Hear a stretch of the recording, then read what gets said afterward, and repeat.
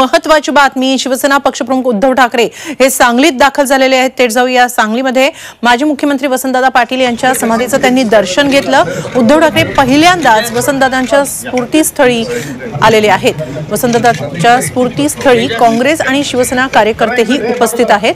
वसंतदादा कुटुंबियांची समाधीस्थळी उद्धव ठाकरेंनी भेट घेतली। शैलजाभाभी पाटील यांनी त्यांचं स्वागत केलं। उद्धव ठाकरे हे सांगलीमध्ये दाखल झालेले आहेत। तिथे त्यांनी वसंतदादा पाटील यांच्या समाधीचं दर्शन घेतलं। यावेळी काँग्रेस कार्यकर्त्यांसह शिवसेनेचे ठाकरे गटाचे कार्यकर्ते देखील तिथे उपस्थित आहेत।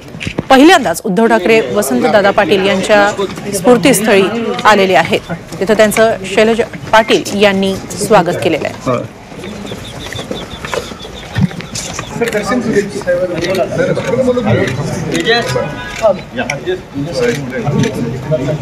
उद्धव ठाकरे यांच्याबरोबर शिवसेनेचे महत्त्वाचे नेते संजय राऊत, राहुल नार्वेकर, मिलिंद नार्वेकर देखील उपस्थित आहेत।